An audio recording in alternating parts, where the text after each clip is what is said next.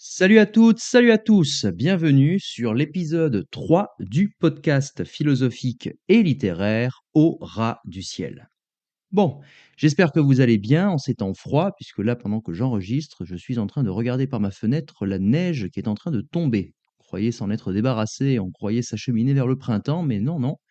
L'hiver refait des siennes, hein, il fait bien froid, à vrai dire, hein. Bon, là, j'enregistre, on est le 15 février au matin.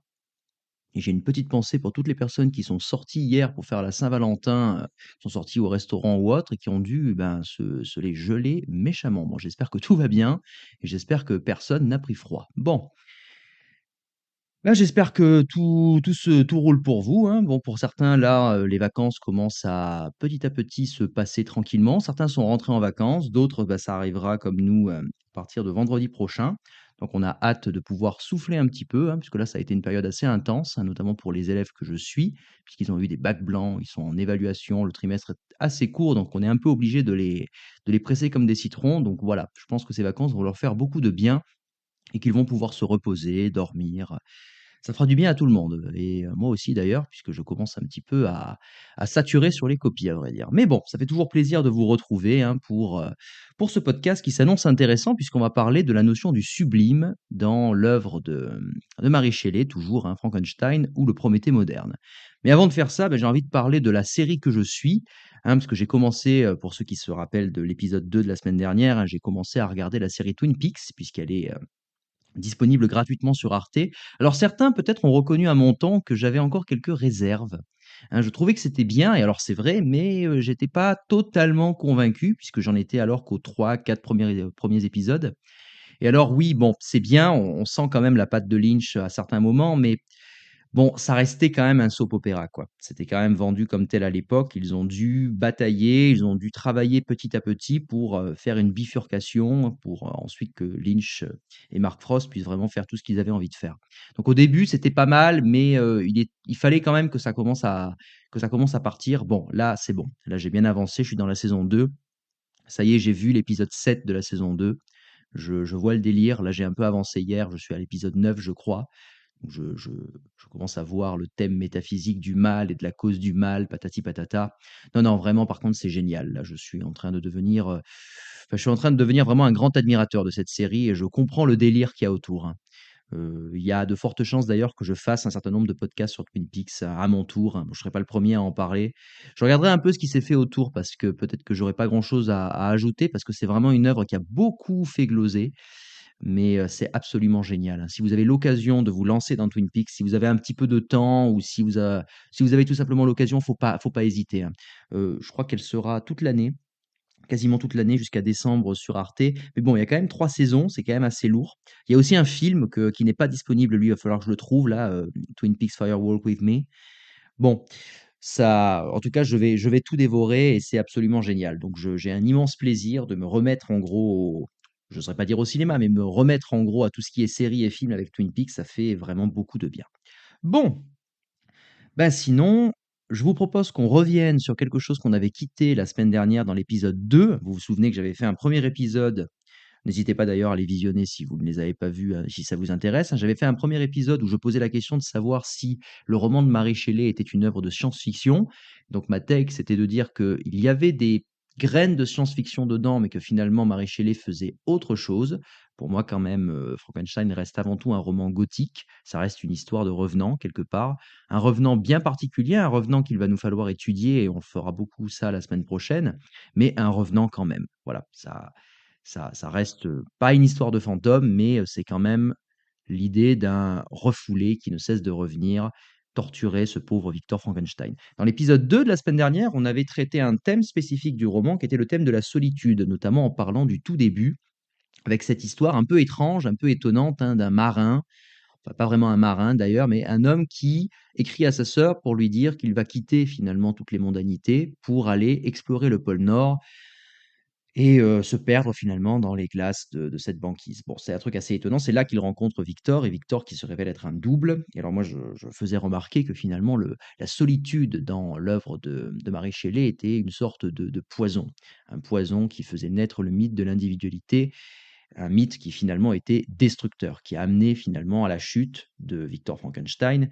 Et la solitude, c'était aussi ce qui allait rendre, comment dire, rendre bien malheureux le destin de la créature qui, elle, sera condamnée à cela par le rejet que l'humanité lui fait subir et l'abandon et puis le rejet que lui fera subir à son tour Victor, qui lui refusera de lui, enfin, d'accéder à sa demande, de lui créer une femme monstrueuse comme lui pour qu'il puisse éventuellement avoir des enfants et mener une vie heureuse dans une communauté qu'il promet, comment dire, il promet une communauté qui serait hors de l'humanité. Bon, on parlera de ça un peu plus précisément la semaine prochaine.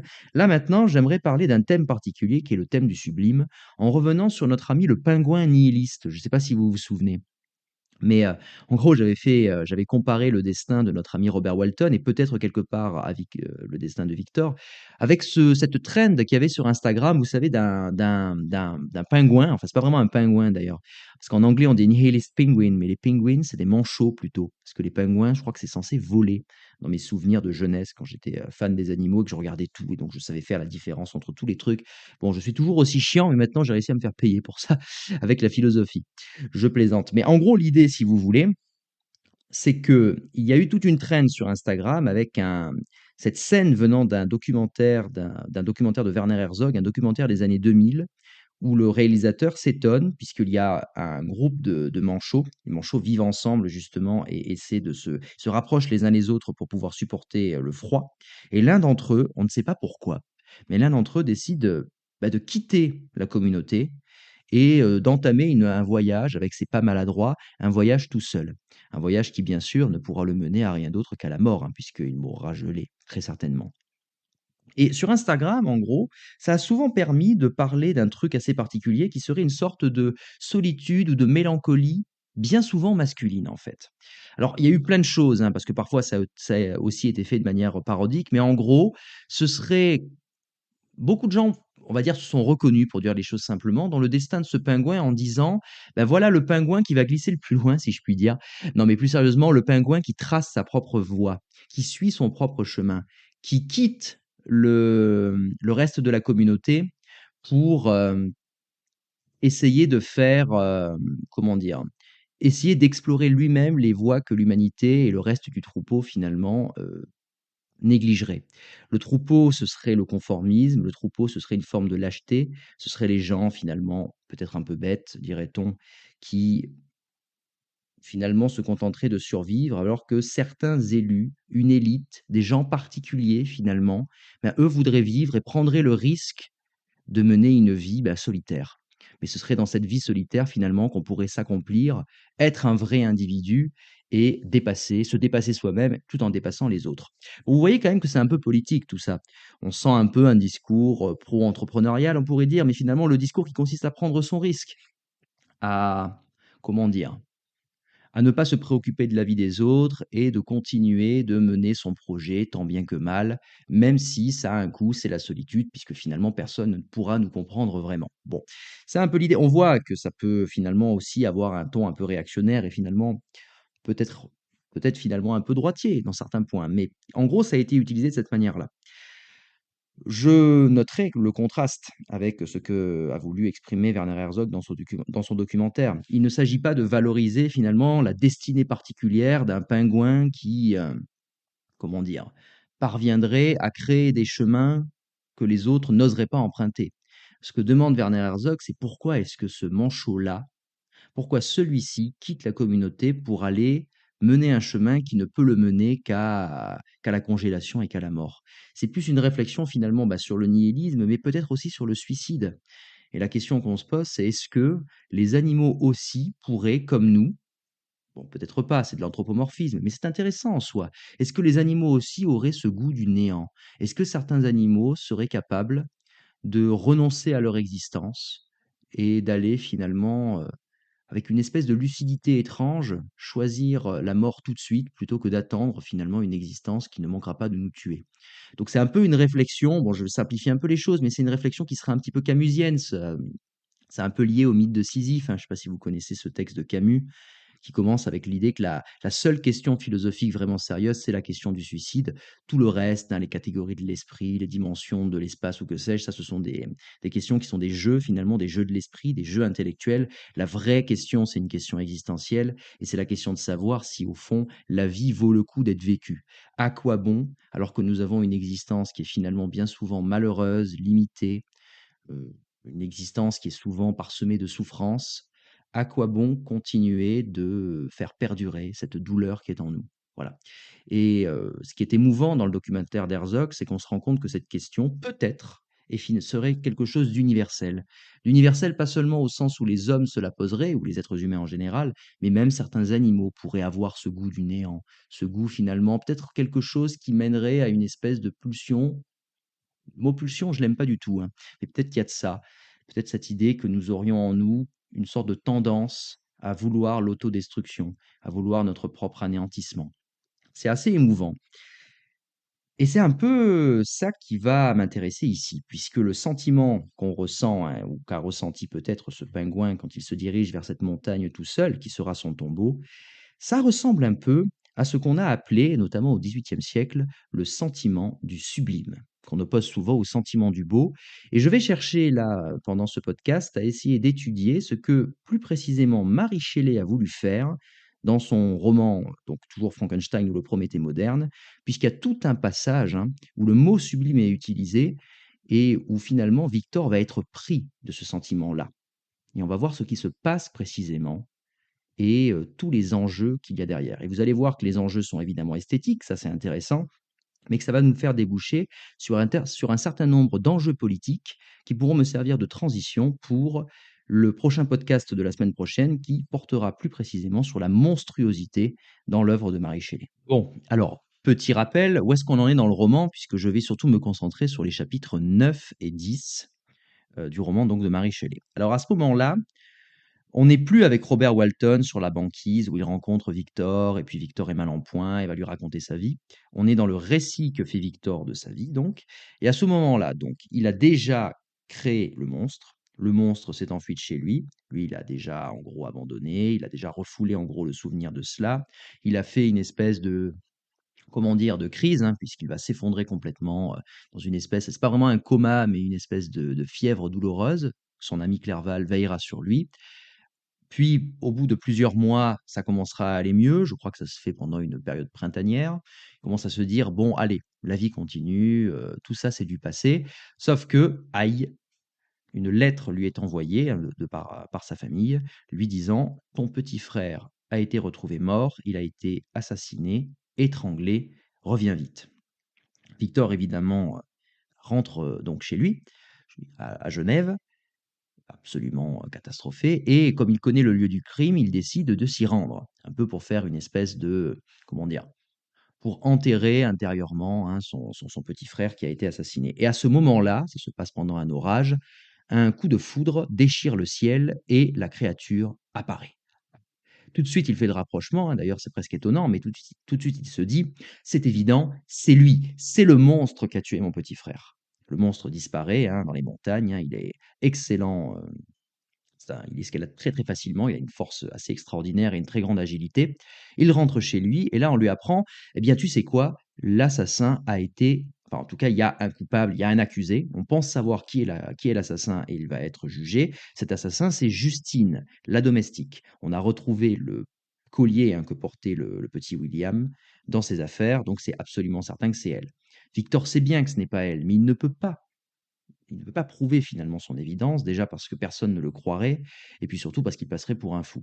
Donc il assiste au procès et la foule, ben, tout simplement, qui est, comment dire, particulièrement choquée par ce crime, puisque c'est un petit enfant qui a été étranglé, ben, veut la tête quelque part de la pauvre Justine. Claire, Victor ne pourra pas la sauver et Justine est condamnée à mort. Victor s'en veut terriblement, déjà parce qu'il n'a pas pu l'aider, mais aussi parce que quelque part il est responsable, au moins indirectement, de tout ce qui arrive, puisque la main qui a tué son petit frère, c'est une main qu'il a créée lui-même. Donc quelque part, indirectement, c'est lui qui est responsable de tout ça. Donc il décide quelque part de fuir ses responsabilités, et le voilà qui entame un voyage dans les Alpes. Et donc dans ce voyage, il va, comment dire? Il va ressentir quelque chose de très particulier qui est décrit pendant de nombreux paragraphes. C'est un passage qui est un petit peu long, qui est parfois redondant, mais qui est par ailleurs souvent très réussi et qui annonce l'un des grands moments qui va notamment se faire dans les chapitres, dès le chapitre 10, mais surtout les chapitres 11, 12, 13, et cetera, puisque c'est dans les Alpes que la créature apparaît, hein. Elle a des facultés d'escalade particulièrement extraordinaires, donc elle va apparaître à Victor et lui dire: «Eh bien écoute, maintenant, tu vas m'écouter. Tu vas venir avec moi dans une grotte parce que toi, tu es frigorifié, mais moi, je ne crains pas le froid.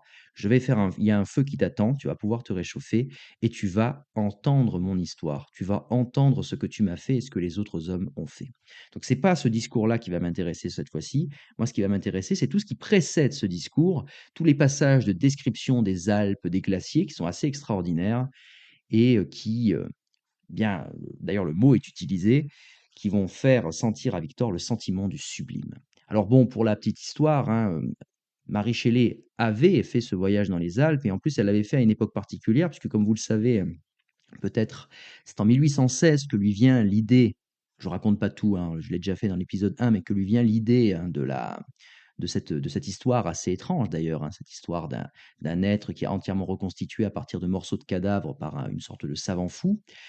Et à ce moment-là, elle visitait les Alpes et on est précisément à l'époque où un volcan extraordinaire en Indonésie entre en éruption et provoque notamment en Europe une année d'hiver sans fin.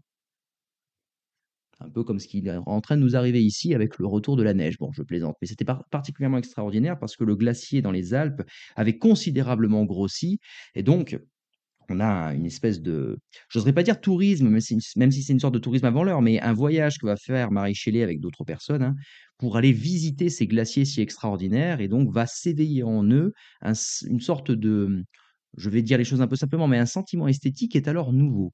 Et c'est ce sentiment esthétique qu'elle va faire ressentir à son tour à Victor et qu'il va nous falloir étudier parce qu'il a une dimension assez extraordinaire, notamment philosophique, mais aussi politique et bien sûr esthétique. Donc, ce que je vous propose, c'est qu'on va d'abord étudier des passages du roman, notamment dans les chapitres 9 et 10, pour essayer de comprendre de quoi il s'agit. C'est quoi ce sentiment du sublime? Qu'est-ce que ça éveille chez Victor? Qu'est-ce qu'il y cherche? Qu'est-ce que c'est ce truc si particulier, ce sentiment finalement de voyageur? Hein, puisqu'il prend finalement les Alpes comme une espèce de terre étrangère, de terre étrange, de terre presque monstrueuse par certains aspects, colossale, et ça va lui faire ressentir quelque chose. On va en déduire plein de choses. Et puis ensuite, eh ben, on essaiera de voir ce que des philosophes comme Burke et Kant en ont. Je sais que Burke est un nom marrant, mais on va essayer de rester sérieux. Ce que des philosophes comme Burke et Kant en ont fait, puisque vous allez voir que c'est assez intéressant et qu'on va pouvoir en déduire plein de choses, notamment d'un point de vue politique. Donc je vous propose un petit voyage tout d'abord au cœur du roman de Marie Shelley. Donc nous avons Victor qui raconte, et Victor donc est dans les Alpes et dit: «Les flancs abrupts d'immenses montagnes se dressaient devant moi». Donc il faut imaginer le truc. Je ne sais pas si vous êtes déjà allé aux Alpes. Moi, j'y suis allé, alors pas en hiver, j'y suis allé en été avec des amis. Moi, j'ai plutôt l'habitude, vous savez, des montagnes d'Ardèche. Alors même si ce sont quand même des montagnes, ce sont des montagnes douces, si vous voulez. Elles ont une dimension plus de colline. Alors que vraiment, dans les Alpes, il y a quelque chose de vraiment menaçant. Hein, le verbe dresser ici est bien choisi. Il continue, hein: «Le mur gelé du glacier me surplombait». Donc on voit toute la domination qu'exercent les montagnes. Il continue: «On voyait çà et là quelques sapins fracassés». Alors fracassés par quoi? Est-ce que c'est par un géant ou par les montagnes elles-mêmes qui s'animeraient par moments et détruiraient les sapins? Alors que les sapins, c'est quand même des trucs immenses, hein. On voit la dimension d'échelle ici. Bon, évidemment non, on comprend en faisant le rapprochement que ce sont les avalanches, et alors on imagine que c'est un espace de danger. Et bon, vous le savez, quand vous faites du ski, il y a des zones, il ne faut pas y aller parce que si vous risquez une avalanche, vous allez tout simplement mourir, hein.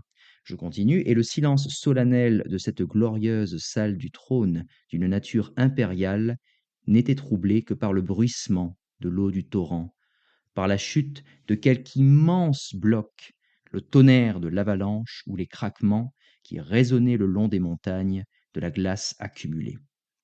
Donc on voit ici que c'est un espace de danger, un espace qui est quand même susceptible finalement de faire peur. En tout cas, Victor dit très clairement qu'il n'est pas chez lui ici. C'est la nature, c'est sa force, sa puissance absolument immense qui est qualifiée d'impériale et qui ici fait sa loi quelque part. D'ailleurs, il y aura d'autres passages qui continueront ce point-là. Celle-ci, donc la glace accumulée, était de temps à autre déchirée et arrachée.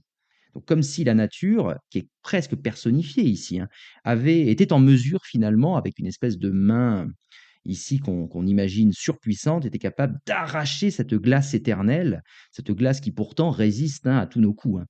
Cette glace soumise à l'action silencieuse des lois immuables qui semblaient la manipuler comme un jouet.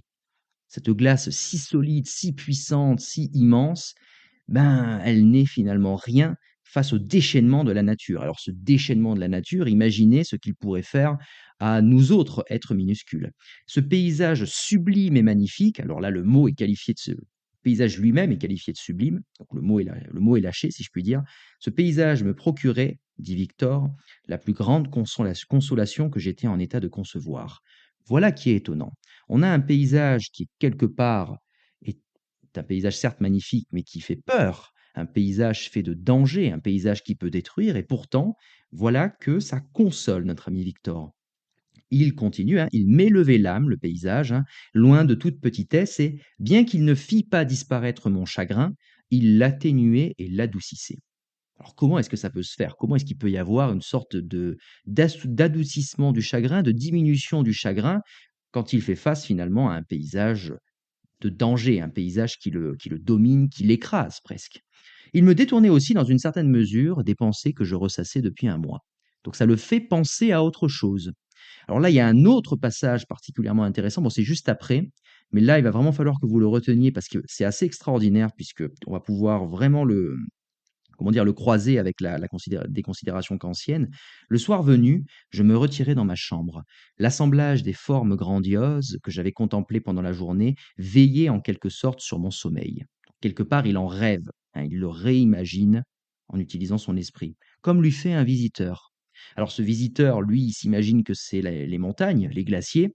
Peut-être que ce visiteur, en fait, c'est le monstre de Frankenstein qui est en train de l'observer par la fenêtre ou que sais-je.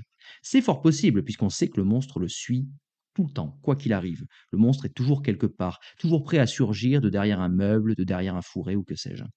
Ces formes se réunissaient autour de moi, celles du sommet couvert de neige immaculée, de la cime étincelante, de forêts de sapins, de ravins déchiquetés et dénudés. Alors, on se rappelle déchiquetés par quoi? Mais par la force surpuissante de la nature.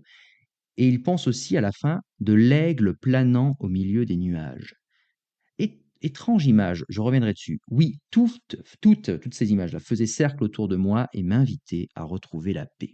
Le sentiment de sublime provoque donc de la, comment dire, de la consolation, provoque sorte non pas une tranquillité de l'esprit, mais apaise quelque part, puisqu'il apaise les douleurs en détournant la pensée des douleurs qui sont ressenties, et cela permet à Victor de retrouver la paix. Alors cet aigle planant au milieu des nuages, je ne peux pas m'empêcher finalement de me dire que Victor s'y reconnaît peut-être un peu.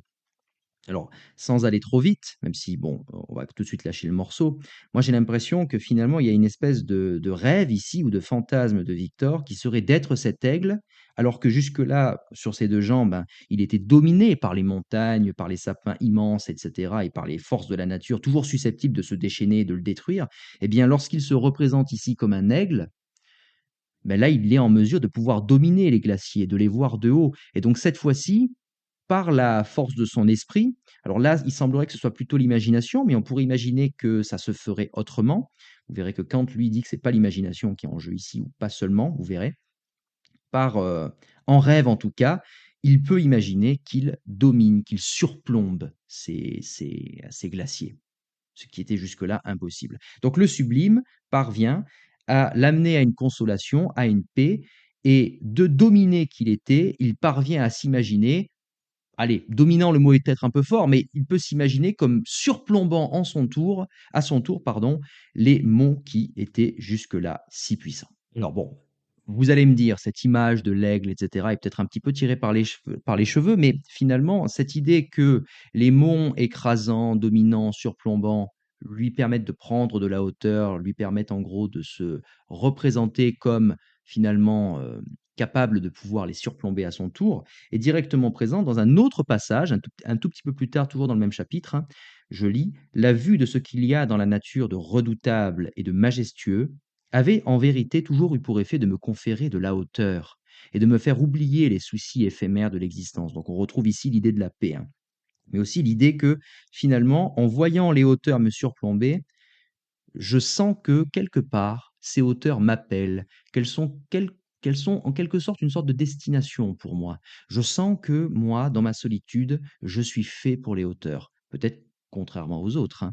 Je décidai de ne point prendre de guide, là c'est le pingouin nihiliste encore, puisque je connaissais bien le sentier et que la présence d'un autre homme eût détruit la grandeur solitaire de ce paysage. Alors le paysage a une grandeur solitaire, mais j'ai quand même bien l'impression que Victor pense que lui aussi a une grandeur solitaire, ou dans tous les cas, il aimerait l'avoir. Et c'est pour ça qu'il veut entrer dans ce qu'on pourrait appeler une sorte de monde sans homme. Et il n'a pas envie qu'on vienne troubler son, comment dire, son sentiment esthétique, ce sentiment-là du sublime, et donc il a besoin d'une terre, je n'ose quelque part vierge, qui pourrait s'offrir entièrement à son regard.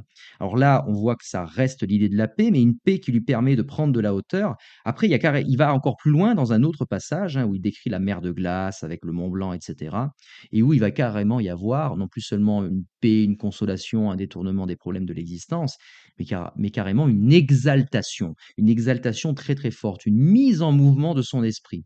Je vous lis le passage. Mon cœur qui, peu de temps auparavant, était plongé dans l'affliction, s'enflait désormais d'un sentiment qui ressemblait à la joie.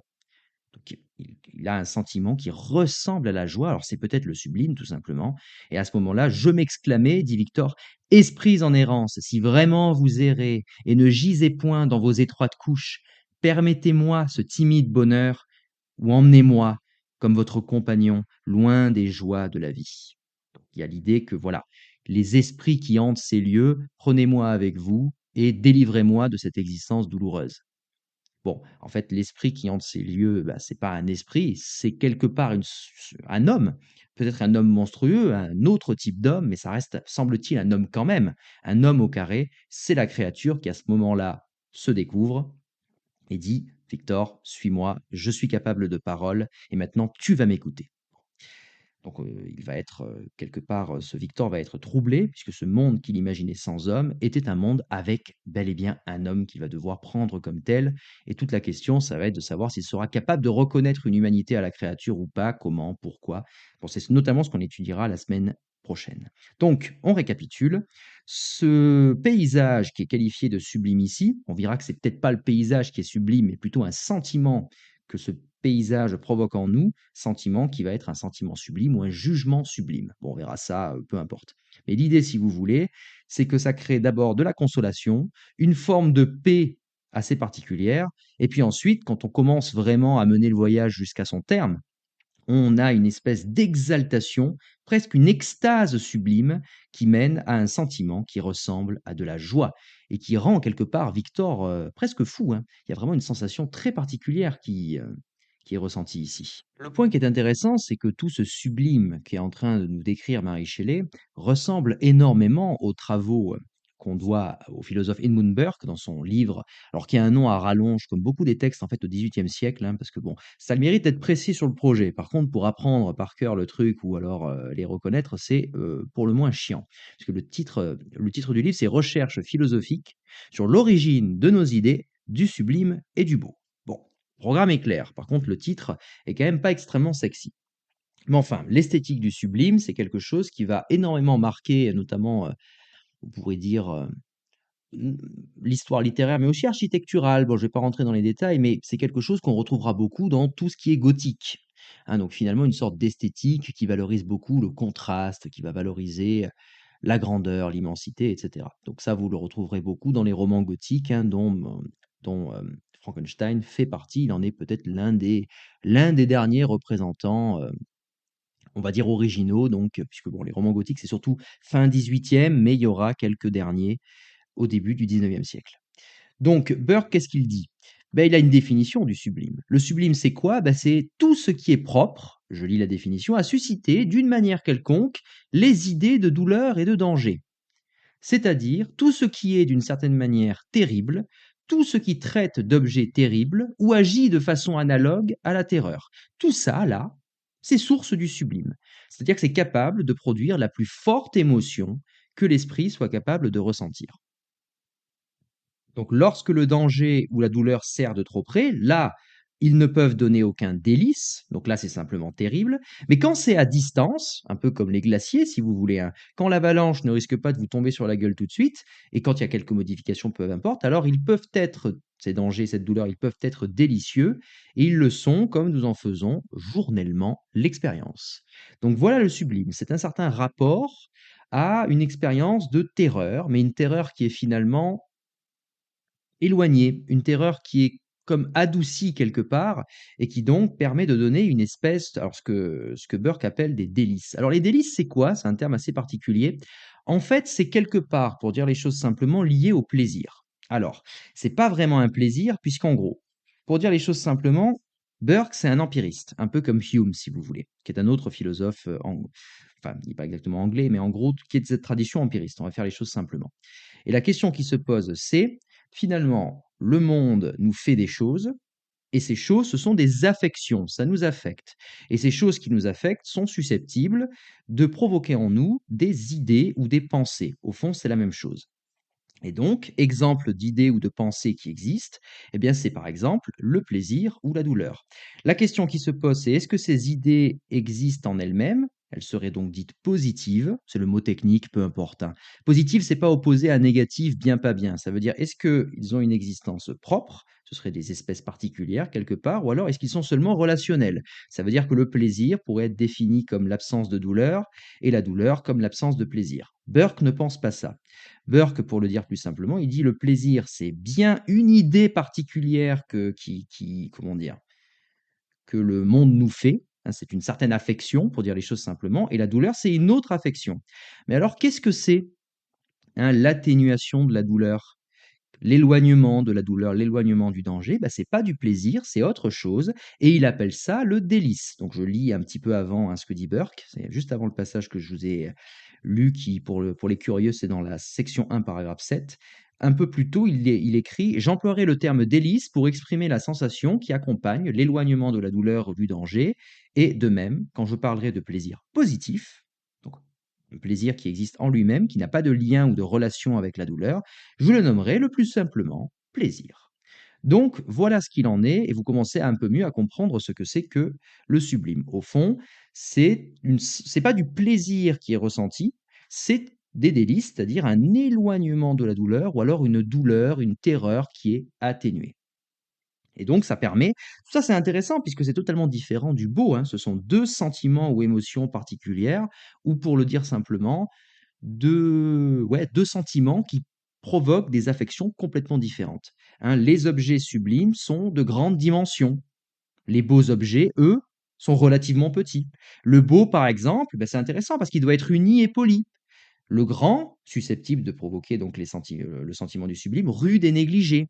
L'un fuit la rectitude mais s'en éloigne insensiblement, l'autre préfère la ligne droite et s'en écarte, quand il le fait par une déviation souvent très marquée. La déviation souvent très marquée, ça c'est notre ami le sublime. Le beau, lui, ne saurait être obscur, alors que le sublime, lui, doit être sombre et ténébreux. L'une des idées donc est léger, délicat, l'autre, le sublime, solide et même massif. Ils éveillent en fait des idées, le beau et le sublime, ils éveillent des idées fort différentes, puisque l'une est fondée sur la douleur et l'autre plutôt sur le plaisir. La douleur, vous avez compris que c'est le sublime, puisque c'est une atténuation de la douleur, alors que le beau, lui, provoque directement du plaisir. Enfin, en tout cas, ça a un lien avec le plaisir. Et quoi qu'elles puissent varier de contenu en s'écartant par la suite de leur source originelle, leur distinction éternelle, dit notre ami Burke, n'en subsiste pas moins. Et donc, bon, ça peut être assez intéressant puisque si on veut influer sur les passions en tant qu'homme, eh bien, il faut avoir une espèce de compréhension psychologique de ce que le beau peut faire et de ce que le sublime peut provoquer. Bon, je ne rentre pas dans les détails sur les passions, puisque bon, le sublime lui provoque l'étonnement, patati patata, parce qu'on est quelque part, comment dire, on va être écrasé quelque part par par un objet, c'est un terme technique, objet, mais on va voir quelque chose, et comme ça remplit toute l'imagination, on va se sentir dépassé quelque part. Voilà, c'est un peu le truc du sublime. Le beau, c'est un petit peu différent parce que ce sera plus fin, plus poli, patati patata. Bon, voilà ce qu'il en est du sublime pour Burke. Alors, il y a un point qui est, sur lequel j'aimerais souligner, c'est que Burke, l'un des défauts que reconnaît Kant d'ailleurs dans son œuvre, bon, peu importe, mais vous comprenez quand même que comme c'est une vision empiriste, il y a une sorte de dimension un peu empiriste dans le travail de Burke. Parce que, par exemple, il va dire, vous voyez que là, il dit que le sublime, au fond, ça a un lien avec la pénombre, l'obscurité, le noir. Bon, comment ça se fait? Pourquoi est-ce que le noir, l'obscurité, etc., seraient plus susceptibles de provoquer le sentiment du sublime? Ben, c'est pour une raison simple, c'est qu'en fait, le noir, la pénombre, a un lien avec la douleur, et la douleur provoquera une terreur. Et vous allez me dire, en quoi le noir pourrait-il faire mal? Eh bien, parce que quand on voit un objet sombre, quand on est dans un espace qui est, assombri, qui est plongé dans les ténèbres, eh bien la pupille, c'est littéralement ce qu'il dit, hein, la pupille a besoin de s'élargir, donc les muscles ont besoin, bah, de faire en sorte que la pupille puisse laisser entrer le plus de lumière possible, et c'est un travail qui est en fait douloureux. On a mal aux yeux au fur et à mesure, et donc après, quand on voit des choses sombres, eh bien on se rappelle cette sensation très désagréable de douleur, et donc c'est quelque chose qui provoque de la peur, et donc c'est pour ça que le noir, le sombre, etc., est susceptible tendanciellement, hein, de nous faire sentir le sentiment du sublime. Alors, est-ce que c'est raciste tout ça? Il y a une dimension un petit peu raciste, hein, dans le texte, hein, vous la chercherez si vous voulez, puisqu'effectivement, hein, l'un des exemples, alors qui n'est pas donné par Burke, mais qui est une référence que donne Burke, c'est le fait que les personnes finalement bah, de couleur noire provoqueraient de la douleur. Évidemment, hein, on est au XVIIIe siècle, donc vous imaginez bien que dès qu'on parle de personnes soit étrangères, par exemple venant des pays d'Afrique ou autres, ce sera forcément désastreux. C'est pas la question ici, même si, ça peut être intéressant en soi, vous le verrez un petit peu plus tard. Bon alors, on récapitule à nouveau, je pense que vous avez compris. En gros, le sentiment du sublime naît lorsqu'on est affecté en voyant des objets ou des objets, ça peut être tout simplement les glaciers, hein, c'est un terme assez abstrait, objet, mais si vous voulez, c'est tout ce qui est un objet de perception, tout ce qui est vu, tout ce qui est senti, et cetera. Tout ce dont on fait l'expérience. Je simplifie beaucoup, mais ça ira très, très bien pour ce qu'on fait. Donc à partir de là, quand je vois les glaciers avec leur forme particulièrement abrupte, hein, vous vous rappelez, les glaciers des Alpes se dressent, eh bien, ça éveille en moi le sentiment du sublime parce que c'est une terreur qui est quelque part atténuée. J'imagine quelque part tout ce que ces glaciers pourraient me faire, et vu qu'ils ne me le font pas présentement puisqu'ils sont suffisamment éloignés pour que je sois en sécurité, eh bien, l'atténuation de la douleur provoque, alors non pas du plaisir, selon Burke, mais ce que Burke appelle les délices. Alors, cette dimension un peu physiologique bizarre qu'il y a chez Burke, ça, on ne le retrouvera pas chez Kant, et on va un peu parler donc du sublime chez Kant. Alors, petit disclaimer quand même, je ne vais pas vous faire un tunnel interminable sur, tout ce que fait Kant sur le sublime parce que ce serait extrêmement difficile. Il faut bien comprendre qu'en fait, lorsque Kant parle du sublime, et moi je vais parler du pa non pas, il y a un opuscule, il y a un opuscule qu'a écrit Kant qui est assez intéressant à cet égard, mais je ne vais pas m'inspirer de ça parce que ça nous prendrait trop de temps, puis c'est assez proche sur certains points de ce que dit Burke. Je vais prendre de ce qu'on trouve, je vais plutôt m'inspirer de ce qu'il y a dans la critique de la faculté de juger. Sauf qu'automatiquement, pour bien comprendre tout ça, il faudrait que je récapitule l'ensemble du projet de la critique de la faculté de juger, qui ne peut être compris que si on le saisit dans l'ensemble du projet kantien, puisque la critique de la faculté de juger, c'est la troisième critique qu'il écrit. Avant ça, il y avait la critique de la raison pure, et puis ensuite la critique de la raison pratique. Donc vous imaginez bien que le tunnel, là, en gros, il nous prendrait 2 ans, si on voulait vraiment bien comprendre tout ce qu'il fait. Donc je vais vraiment simplifier au maximum et être un peu schématique. Donc, je ne vais pas être parfaitement fidèle à Kant, mais je vais essayer d'être le plus honnête possible, on va dire, dans ce que je fais avec le sublime. Donc voilà, ça c'est un argument que vous pourrez utiliser avec votre copine ou votre copain pour la Saint-Valentin. «Oui chérie, hein, je n'ai pas été fidèle, mais là je te le dis, donc je suis honnête». Non, je plaisante, hein, par pitié ne faites pas ça, hein, vous risquez de faire mal à quelqu'un. Bon, on va partir, j'espère que vous êtes prêts. Donc, pour comprendre tout ce délire-là, il faut déjà ne pas faire d'erreur. La critique de la faculté de juger chez Kant, vous en avez peut-être déjà entendu parler puisque votre professeur de philosophie a étudié un passage peut-être de la critique de la faculté de juger pour parler de la notion d'art. Alors c'est pertinent, mais ça amène souvent une erreur chez les étudiants qui serait de croire que le problème de Kant dans la critique de la faculté de juger, ce serait l'art. Ce n'est absolument pas le cas. Son problème en gros, c'est de dire nous émettons des jugements. Ça veut dire que nous qualifions des objets, des phénomènes naturels, des tableaux, des œuvres architecturales, que sais-je, nous les qualifions parfois de beaux ou de sublimes, par exemple. La question qui se pose, c'est qu'est-ce qui se passe en nous quand nous faisons ça? Qu'est-ce qui nous permet d'effectuer ces jugements? Et qu'est-ce que nous faisons quand nous jugeons quelque chose comme étant beau ou sublime? Donc, c'est Quelque part, c'est davantage un travail de psychologie quelque part, puisqu'il s'agit de catégoriser quelles facultés sont en jeu précisément lorsque nous émettons un jugement. Alors des facultés, il y en a plein, je ne vais pas rentrer dans les détails, mais toute la question c'est de savoir est-ce que c'est l'imagination qui a l'ascendant, est-ce que c'est plutôt la raison, est-ce que c'est plutôt autre chose? Et ben on regarde les hiérarchies, on regarde ce qui se passe. Donc là, je vais dire un truc peut-être un petit peu caricatural, mais au moins ce sera, comment dire? Ça vous permettra de bien comprendre. Le projet kantien est quelque part une sorte de projet de psychologie et même d'ailleurs l'une des grandes questions qu'on pourrait se poser aujourd'hui, c'est si Kant existait maintenant avec le même projet, est-ce que Kant, il ferait toujours de la philosophie ou alors ferait-il plutôt de la psychologie pour étudier vraiment, qu'est-ce qui se passe en nous lorsque nous faisons ceci ou cela et quel type de psychologie il ferait? Je rentre pas dans les détails parce que c'est pas mon projet. Ou est-ce qu'il, il entrerait dans un truc complètement différent, il ferait pas de la philosophie, il ferait pas de la psychologie, mais il ferait tout simplement des sciences cognitives en regardant ce qui se passe dans le cerveau, en faisant subir des IRM à certaines personnes, patati patata, pour observer quelles aires cérébrales sont activées lorsque nous regardons un tableau, lorsque nous lisons, lorsque nous faisons ceci, lorsque nous faisons cela. La réponse à cette question a des, comment dire, a des conséquences absolument considérables sur la marche de la science aujourd'hui. Bon, je ne rentre pas dans ces détails-là, mais en gros, ce qu'il veut essayer de déterminer, c'est qu'est-ce qui se passe quand je juge que quelque chose est sublime. Donc le sublime, ce n'est plus un sentiment qui fait une impression sur nous, ou qui dans tous les cas nous affecte, c'est carrément un jugement. La difficulté, bon, je peux pas me ré je vais quand même être un petit peu précis parce que c'est tout le plaisir. Si vous voulez, je simplifie, hein, mais en gros, un jugement, c'est je vais qualifier quelque chose avec un concept. Je vais dire donc que quelque chose entre sous le concept de beau. La difficulté, c'est que quand je suis, par exemple, en géométrie, en mathématiques ou que sais-je, et que la question qui se pose est de savoir est-ce que cette figure est un triangle? Est-ce que cette figure est un parallélogramme? Ou est-ce que je sais pas moi, la fonction que j'étudie, est-ce qu'elle est monotone ou pas? Patati patata. Bon, bah là, c'est pas très enfin, ça peut être compliqué d'un point de vue technique, mais en revanche, je sais ce que c'est qu'un triangle, j'ai une définition toute faite et la question, c'est de savoir, est-ce que finalement, l'objet qu'on me demande d'étudier, est-ce qu'il entre sous la définition déjà faite du, triangle, de la monotonie ou que sais-je?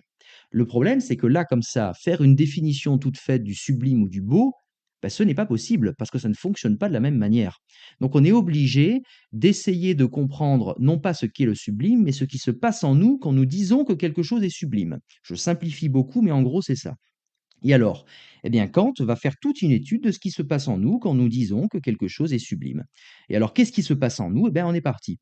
Ben, c'est un plaisir, dit-il, dans la critique de la faculté de juger, qui ne surgit que de manière indirecte, c'est-à-dire qu'il est produit par le sentiment d'un soudain blocage de force vitale, qui est suivi aussitôt d'un épanchement d'autant plus puissant de celle-ci. Donc quand on l'étudie comme une émotion, le sentiment du sublime ne semble pas être un jeu, mais une activité sérieuse de l'imagination. Donc la faculté qui est en jeu ici, c'est l'imagination. Peu importe les trucs vraiment précis, patati patata. Je pense que là, ce qui suffit ici, c'est de voir la proximité avec le texte de Marie Shelley. Puisque quand nous sommes face à ces objets, enfin face à, par exemple, un paysage terrifiant comme les Alpes, hein, ou tous les reliefs qui se dressent, particulièrement menaçants, toujours susceptibles de nous détruire, mais il y a un blocage des forces vitales, puisqu'on est quelque part, j'oserais pas dire, mais un peu stressé. Hein, on se sent, bon là, de ce point de vue-là, c'est peut-être proche de Burke, puisque nos nerfs sont tendus, nos muscles sont tendus eux aussi, puisque on se dit à tout moment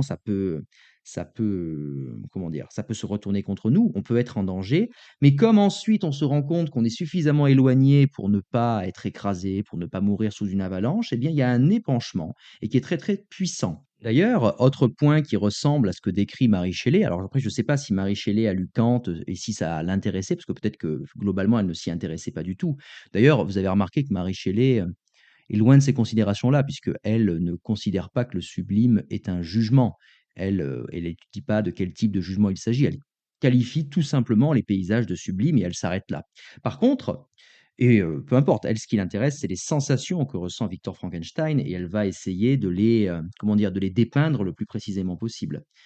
Mais le point qui est intéressant, c'est que vous vous rappelez que Victor Frankenstein parlait d'une espèce même d'extase sublime qu'il ressentait face à ces paysages dangereux, patati patata, avec donc l'idée que il y a une espèce d'expansion de son âme, qu'il était quelque part grandi, puisqu'il se sentait destiné aux hauteurs, ce qui rappelle ce point que dit Kant, que le sentiment du sublime, je lis, a pour caractéristique un mouvement de l'esprit, donc lui c'est l'esprit, qui est lié au jugement portant sur l'objet, peu importe, hein, lié au jugement sublime, tandis que le goût qu'on éprouve pour le beau présuppose que l'esprit soit plutôt dans un état de contemplation tranquille. Donc on voit que le sublime, lui, est lié au mouvement, lié à la tempête, ce qui ressemble finalement un peu, je pense que Marie Shelley avait un peu cette idée-là. J'ai l'impression qu'elle se représente un peu l'âme de Victor comme une espèce comme beaucoup d'auteurs, comme une espèce d'étendue d'eau.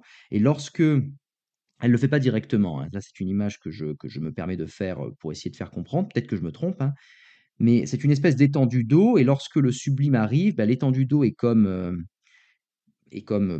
agitée finalement, et il y a une espèce d'expansion, comme si soudainement l'eau dépassait son cadre habituel.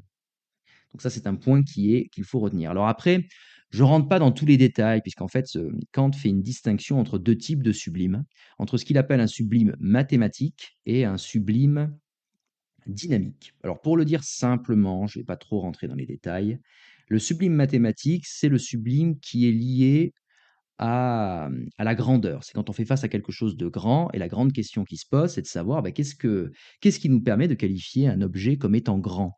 En sachant qu'on n'a pas une mesure toute faite. Bien pour ça, c'est là que l'idée de sublime apparaît, puisqu'on peut, il dit, on peut également formuler ainsi la définition précédente, peu importe. Et sublime, c'est en comparaison de quoi tout le reste est petit. Et donc il y a une dimension d'échelle. Si vous voulez, en gros, il y a la faculté d'imagination qui est en jeu dans le sublime, sauf que la chose est tellement grande que, je simplifie, mais elle dépasse notre imagination.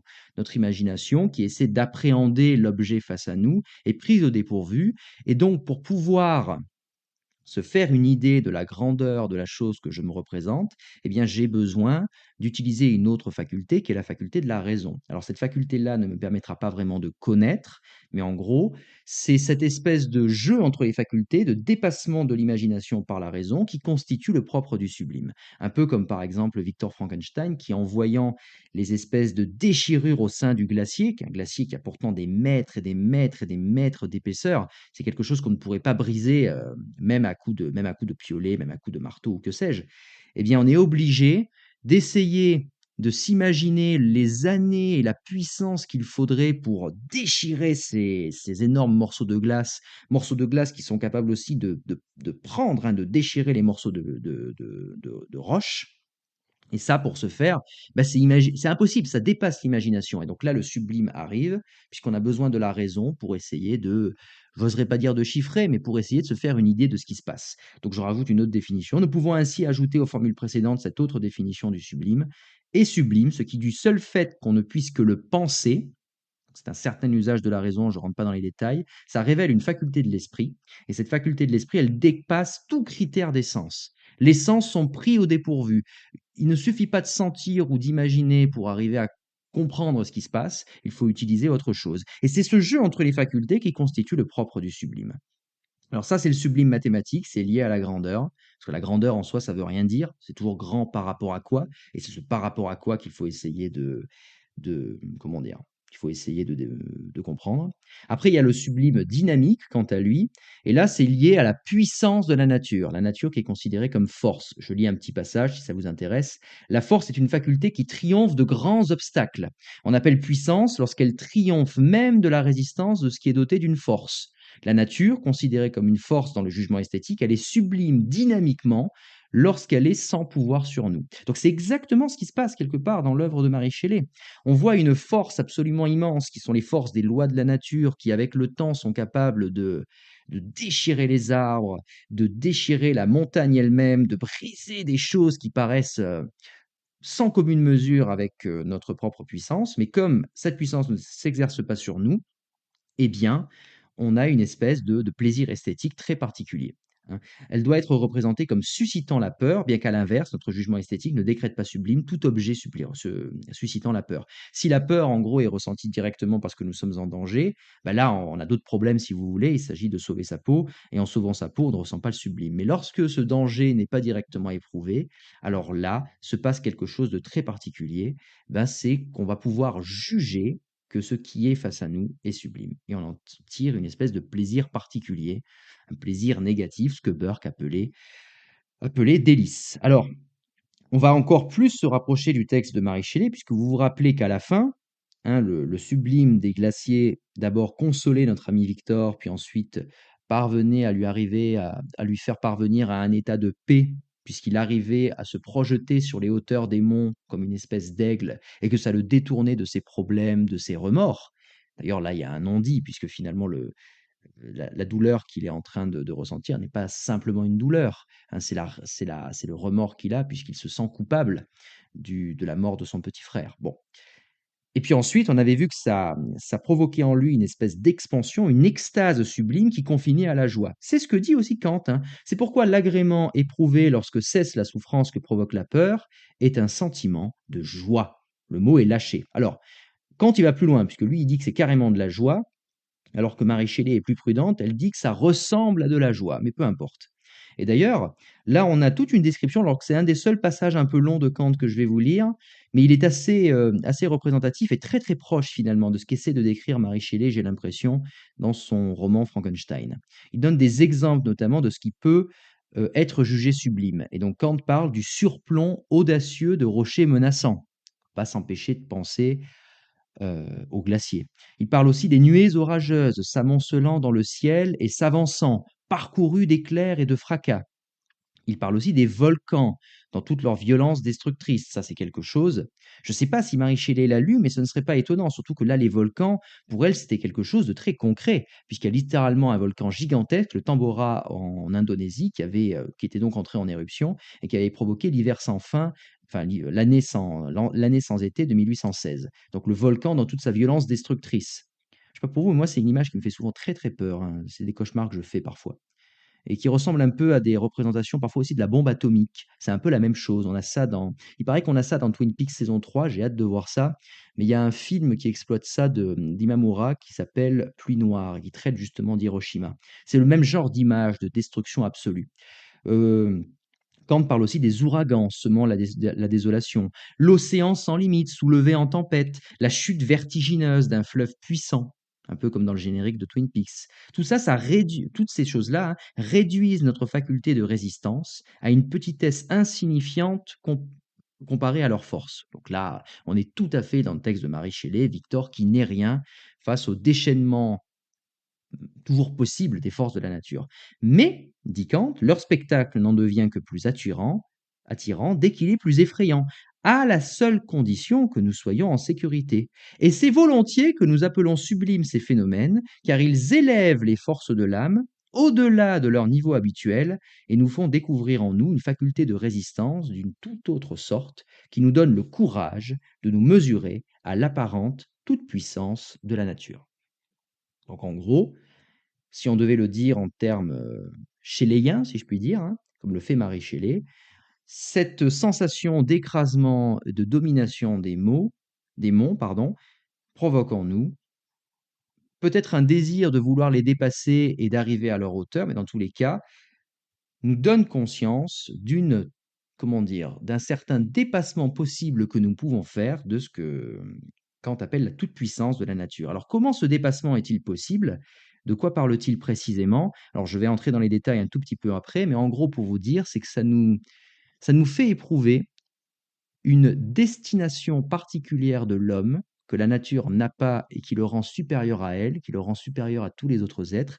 Et cette destination particulière, pour le dire très simplement, alors destination, c'est en gros ce vers quoi l'homme peut tendre, ce vers quoi l'homme peut espérer parvenir, ce qu'il peut atteindre, contrairement aux autres choses. Il y a une hauteur encore plus haute que les Alpes, etc., qui lui est destinée, qui lui est possible. Et cette destination, c'est une forme, je simplifie beaucoup, mais de moralité. C'est ça que ces idées nous permettent, je ne sais pas trop comment le dire, mais nous permettent d'éprouver. C'est pas une connaissance, hein, là, c'est pas le cas, hein. Ça va bien au-delà de ça, mais face au sublime, on sent en nous une potentialité, ou dans tous les cas la possibilité de pouvoir dépasser comment dire, les éléments qui jusque-là nous écrasent, et ce dépassement va se faire par la possibilité proprement humaine de j'aime pas trop le dire comme ça, mais de la moralité. Ça suffira pour ce coup-ci. OK? Voilà, bon, je dis destination morale, mais c'est un peu une simplification. En tout cas, une destination proprement humaine. Le sentiment du sublime éveille en nous, ou nous fait éprouver ce que pourrait être l'humanité, nous fait éprouver ce que pourrait être la nature humaine. Donc c'est quelque part une espèce de tâche, hein, qui s'ouvre à nous, d'être pleinement humain, d'arriver à réaliser toutes les, je simplifie un peu, mais toutes les potentialités de ce que l'idée d'humanité nous impose ou éveille en nous. Alors il y a un passage qui montre assez bien ça. Alors, il est assez complexe, donc je vais un peu le simplifier par moment, mais vous allez voir que tout y est. De même que nous avons rencontré dans notre esprit une supériorité sur la nature, même si on la considère sous l'angle de son incommensurabilité, donc même si on considère la nature dans toute son immensité, l'idée qu'elle nous dépasse absolument, un peu comme Victor avec les glaciers, ben, notre esprit nous fait quand même reconnaître que nous la dépassons par un autre aspect que j'ai déjà expliqué. De même, le caractère irrésistible de sa force, donc les lois de la nature absolument immenses qui sont capables de nous écraser, l'avalanche qui peut entièrement faire disparaître et annihiler complètement Victor, eh bien ce caractère irrésistible de sa force nous fait d'un côté reconnaître à nous être naturels, donc soumis aux lois naturelles, soumis à la force de la nature qui nous dépasse sur le plan physique. Elle nous fait reconnaître notre impuissance sur le plan physique, mais d'un autre côté, il nous révèle en même temps une faculté en nous, de nous juger indépendants par rapport à cette force irrésistible de la nature. Nous sommes indépendants, nous ne dépendons pas d'elle. Il y a quelque chose qui n'est pas seulement soumis au déterminisme naturel, si vous voulez, ainsi qu'une supériorité sur la nature. Cette supériorité sur la nature, que le sublime nous permet de reconnaître, fonde une conservation de soi d'un tout autre ordre que celle qui s'offre aux attaques de la nature extérieure et à ses menaces. Ainsi, l'humanité en notre personne reste-t-elle invaincue. L'humanité reste invaincue, bien que l'homme doive succomber face à cette puissance de la nature. L'homme en particulier, mon enveloppe physique, mon corps, évidemment, ne peut rien faire face au déchaînement des puissances de la nature, mais le fait que ce déchaînement n'ait pas eu lieu, et le fait que je sois capable de le reconnaître finalement, éveille en moi l'idée d'une humanité et peut-être d'une tâche possible. Ainsi, continue Kant un peu plus tard, nous appelons ici sublime la nature simplement parce qu'elle élève l'imagination, un peu comme elle l'a fait avec Victor, hein, elle élève l'imagination à la capacité, A avec un accent, donc l'imagination arrive à la capacité de présenter ces situations où l'esprit peut prendre conscience du caractère véritablement sublime de sa destination, destination qui est supérieure même à la nature. C'est très proche, hein. Finalement, c'est pas exactement ce qu'on a chez Victor, mais il sent quand même que la domination des monts lui fait prendre de la hauteur et lui fait sentir finalement que sa place n'est pas forcément parmi les autres hommes, mais dans les grandeurs solitaires des glaciers. Alors chez Victor, c'est pas vraiment le sentiment de l'humanité qui est éveillé en lui, mais c'est le sentiment d'une destination qui serait purement individuelle. Ça constitue son individualité finalement, mais on voit qu'il y a un problème ici parce que cette individualité chez Victor est la sécrétion d'une solitude.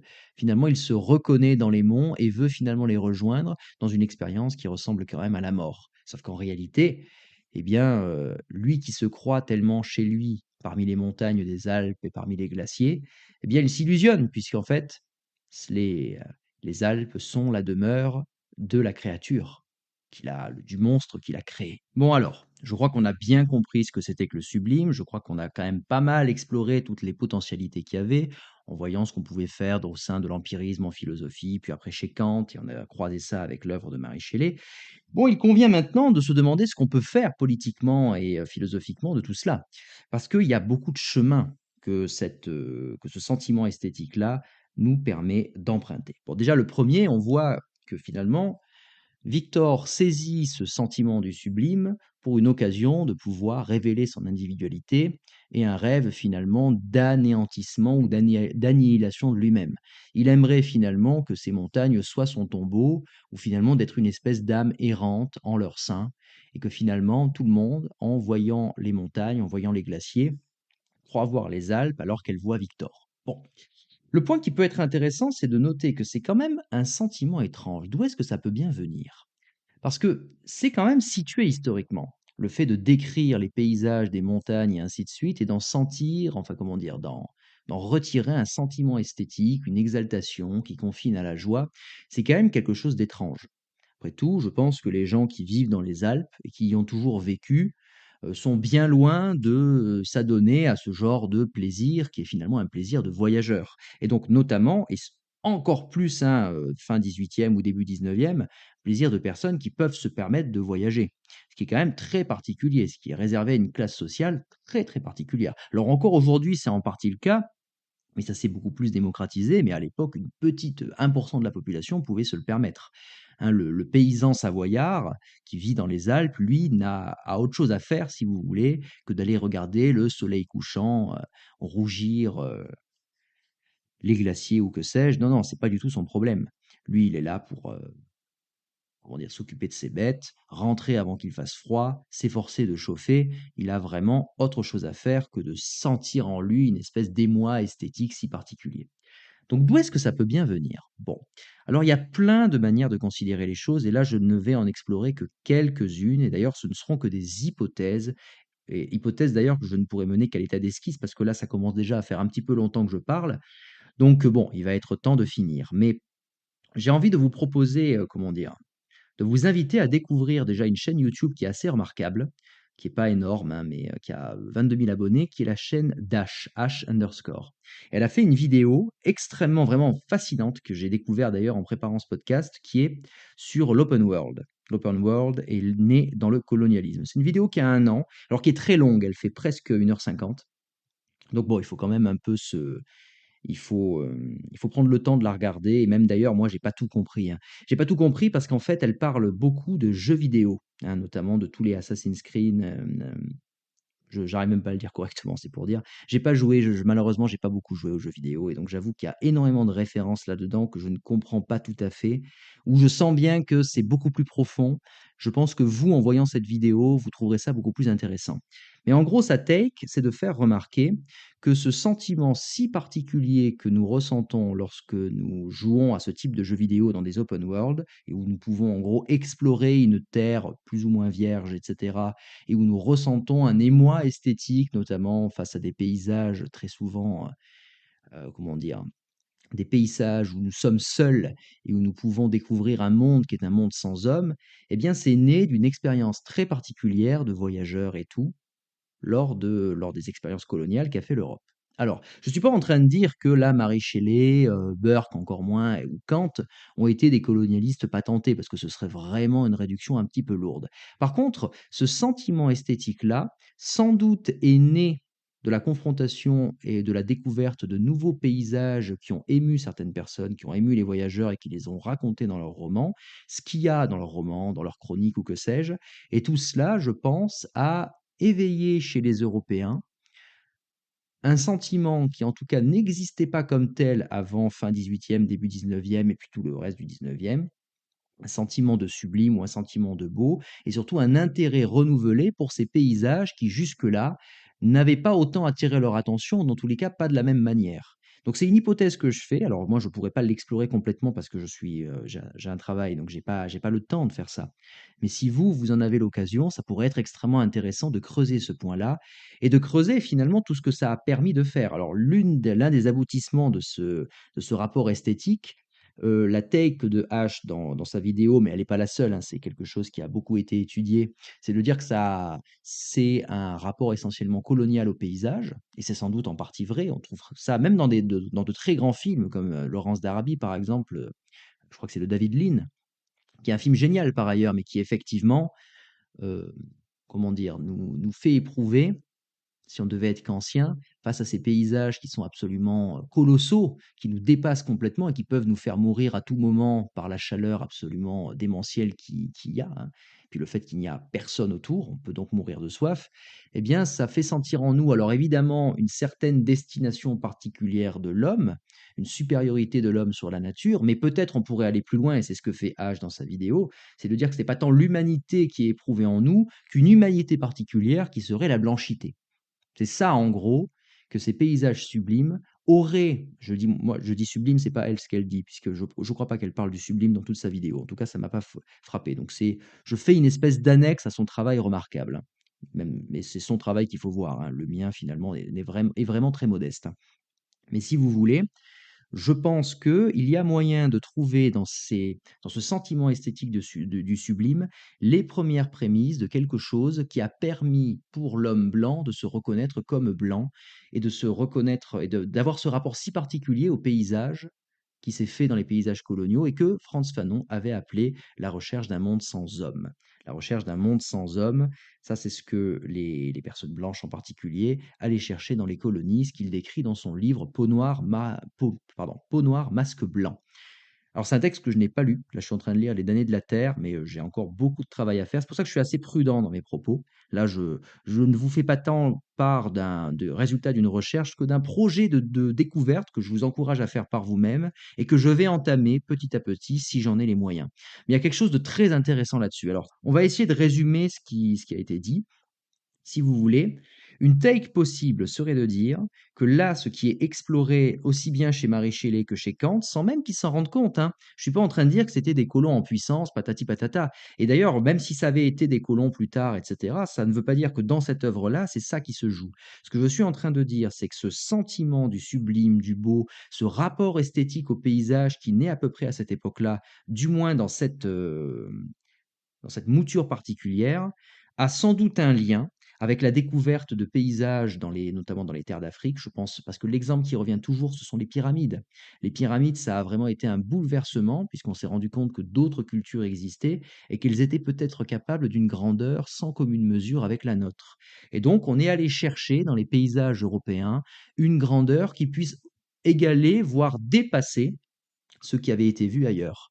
Et donc cette grandeur-là, cette grandeur a été cherchée notamment dans les reliefs alpins et a été cherchée aussi évidemment dans les œuvres architecturales et a permis, alors dit Kant, de nous faire éprouver une destination particulière qui serait l'humanité, qui dépasserait les hommes en particulier pour nous donner une espèce de, j'oserais pas dire d'idéal, mais c'est un peu ça. En gros, nous éprouverions la spécificité de notre grandeur et de toutes les facultés qui peuvent exister en nous. Mais après, plus tard, ce n'est pas tant l'humanité qui a été découverte ou qui a été reconnue ici, mais ça a été la blanchité. Et ça, c'est très intéressant, hein. C'est très intéressant parce que c'est, comment dire? Cette blanchité consiste finalement à nier aux personnes qui vivent dans les territoires, enfin dans les territoires en question, qui deviennent pour nous des paysages susceptibles de nous causer comment dire? Un certain plaisir esthétique, ben, nous nions cette humanité, puisque nous cherchons ce que Frantz Fanon appelait un monde sans homme. Un monde finalement où le seul homme réel, ou en tout cas la seule personne qui serait parvenue à à une humanité vraiment aboutie, c'est pas mon propos bien sûr, hein, à une humanité vraiment aboutie, bah, ce serait l'homme blanc qui, dans ces paysages-là, se retrouverait seul, même si finalement il est entouré d'indigènes, hein, ce n'est pas la question. Pour un peu représenter la chose de manière un peu comique, on pourrait imaginer OSS 117 si vous voulez. Alors ça fait longtemps que j'ai pas vu les films, il y a peut-être des scènes qui ressemblent à ça.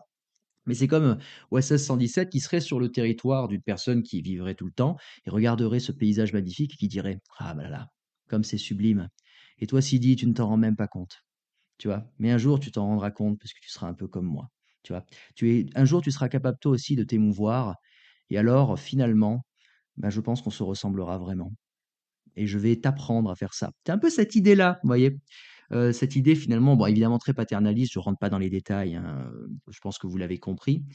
Mais c'est un chemin qui pourrait être extrêmement intéressant puisque finalement, ça voudrait dire qu'on pourrait avoir une sorte de lecture. Alors ce n'est qu'une lecture parmi d'autres. Je suis pas en train de dire que c'est tout se joue là-dedans. Je pense même qu'ici, c'est, comment dire?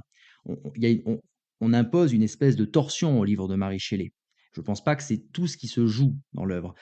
Mais il y a un truc qui est très intéressant, ce serait de se dire qu'il y a déjà dans le passage des livres 9 à 10, la recherche d'un monde sans homme par notre ami Victor Frankenstein. Et d'ailleurs, cette recherche va être finalement frustrée, puisque dans les Alpes, il cherchait un monde de solitude dans lequel il pourrait ressentir. Alors aujourd'hui, on cherche à ressentir une espèce de mélancolie masculine, un peu comme le pingouin. Lui, il cherchait autre chose, il cherchait une espèce d'extase sublime, une joie qui lui permettait de dépasser les montagnes et finalement de se constituer lui-même comment dire, une individualité puissante qui serait capable de dépasser tous les problèmes et capable finalement d'aller outre toute la outre sa responsabilité et les remords qui le rongent, mais tout ça, ça va être frustré, ça va être rendu impossible, parce qu'en fait, les Alpes, tout ce territoire-là, ben, elles ne sont pas à lui. Ce n'est pas un territoire qui est pour lui, c'est un territoire qui est pour la créature. Et d'ailleurs, la créature n'a pas ces grands moments, à ce moment-là, en tout cas, elle n'a pas ce moment d'émoi, parce qu'elle est chez elle. Elle a un rapport pratique à ces territoires. Et donc, finalement, elle est pleinement enracinée dans la montagne, parce que les hauteurs, Victor croyait qu'elles étaient faites pour lui. Victor croyait que quelque part, elles lui étaient dues et qu'il allait pouvoir, comment dire, se les rendre familières, alors qu'en fait, pas du tout. Pas du tout. Ce n'est pas son histoire qui est racontée dans le roman. C'est bien l'histoire de la créature. Et c'est d'ailleurs pour ça, quand vous lisez Frankenstein, ce n'est pas Victor, même si c'est le cas, hein, mais en fait, ce n'est pas Victor que vous cherchez. C'est bien la créature. Comme si finalement, il y avait une espèce de dialectique possible, qui d'ailleurs ne sera pas faite dans le roman, hein. Je vais l'expliquer tout de suite après, mais il y a une espèce de dialectique qui est que là où Victor croyait trouver quelque chose à son image, à sa mesure, faite pour lui, taillée pour lui, eh bien, en fait, il y a un être qui vit sur place et cet être finalement rejeté de tous, monstrueux, horrible aux yeux de certains, cet être-là, en fait, c'est lui qui porte une réelle humanité, c'est lui qui porte, en fait, qui va prendre le relais et qui sera une humanité plus aboutie, contrairement à ce qu'on pourrait imaginer. Bon, alors évidemment, ne me faites pas dire ce que j'ai pas dit. On va essayer de pas être caricatural. Je suis pas en train de dire que Frankenstein est une œuvre de Colomb. Je suis pas en train de dire d'ailleurs que le sens caché de l'œuvre serait un sens postcolonial, décolonial ou que sais-je, parce que c'est pas totalement vrai. Il y a des lectures qui peuvent être faites dans ce sens-là. Elles sont à mes yeux intéressantes, mais il faudrait pas tout réduire là-dessus, et d'ailleurs je ne vais pas le faire. Il faudrait pas non plus dire que Kant serait déjà un colon en puissance et que tout le sens de l'œuvre se situerait ici, parce que ce serait extrêmement réducteur. Par contre, voilà, il ne faut pas être naïf, évidemment, que les réflexions que fait Kant sont situées historiquement et ne peuvent pas être totalement rendues indépendantes de la destinée de l'Europe qui commence à devenir de plus en plus claire fin 18e et puis tout le long du 19e siècle, qui a été une destinée impériale, et impériale, c'est-à-dire coloniale aussi.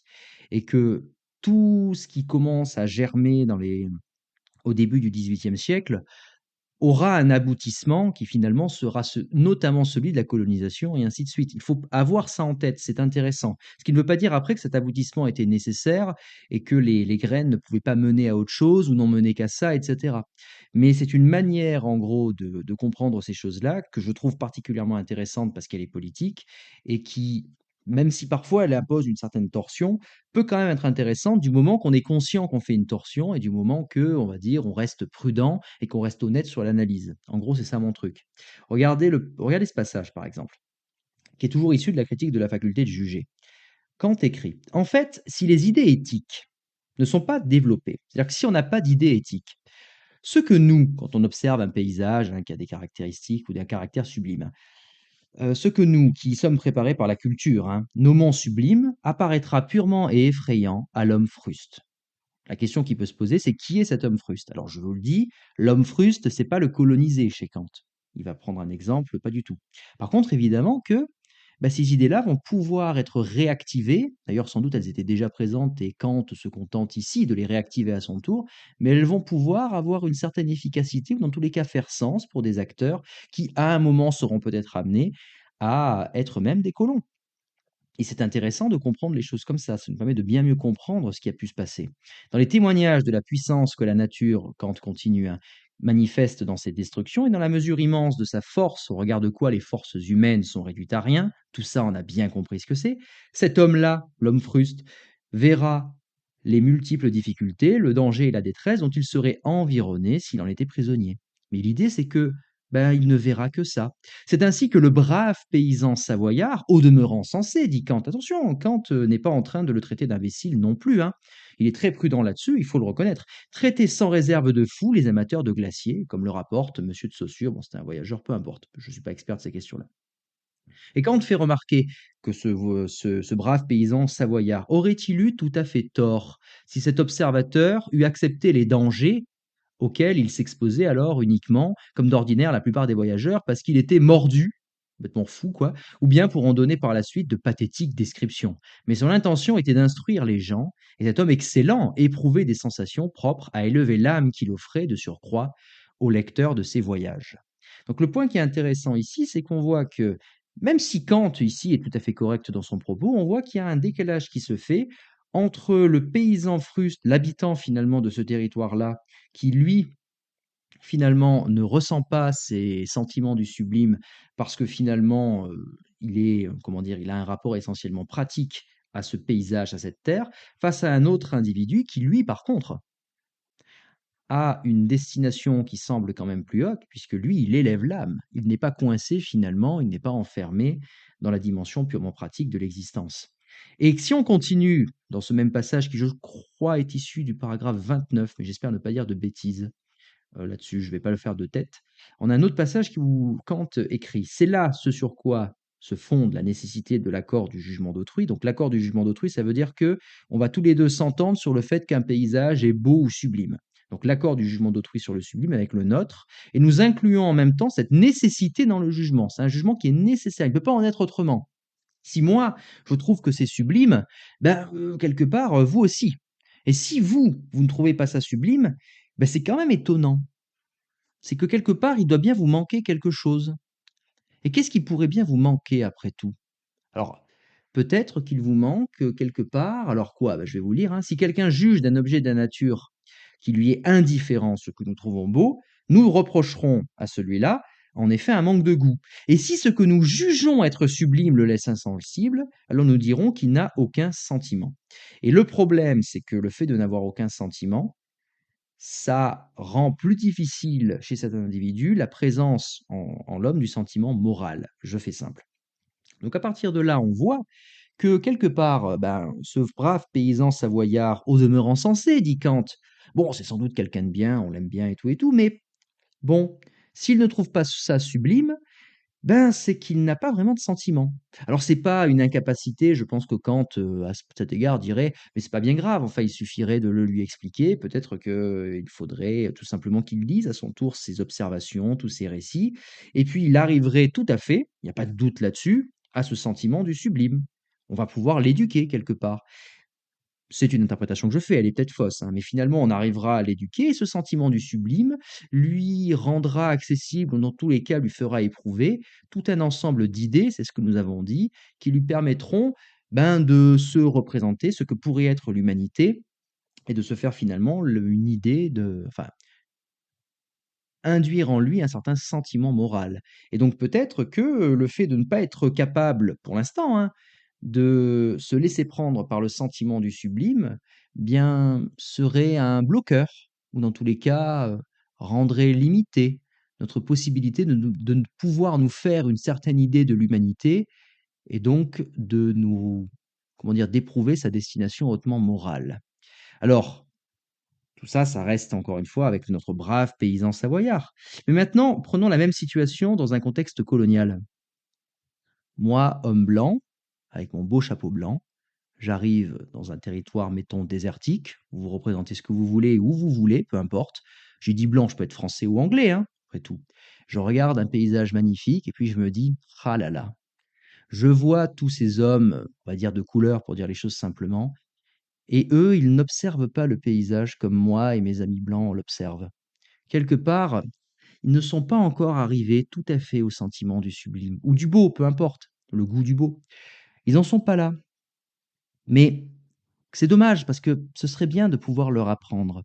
S'ils l'apprenaient, bah, ils auraient les mêmes sentiments que nous, ils auraient tout simplement des sentiments, ils seraient capables de se laisser pénétrer par l'émotion par ce sentiment si particulier du sublime, et puis finalement, ça leur permettrait d'arriver, ben, à se faire les mêmes idées que nous sur l'humanité. Au fond, quelque part, finalement, ils nous atteindraient, ces gens-là.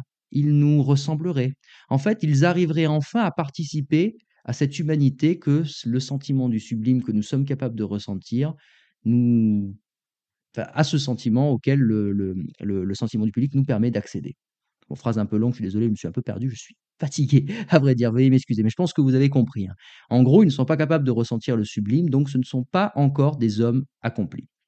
Alors, et évidemment, ça a des conséquences racistes et d'ailleurs, bon, je vais pas entrer dans les détails, mais il y avait pas mal de débats auxquels d'ailleurs a participé Kant, hein, au sujet du racisme, puisqu'en gros, là, on commence déjà à avoir une dimension coloniale, hein, dans l'Europe, patati patata. Et donc la question qui s'était posée, c'est les peuples colonisés, là, ces gens qui sont différents, qui ont une langue différente, des couleurs différentes, des traits un peu différents.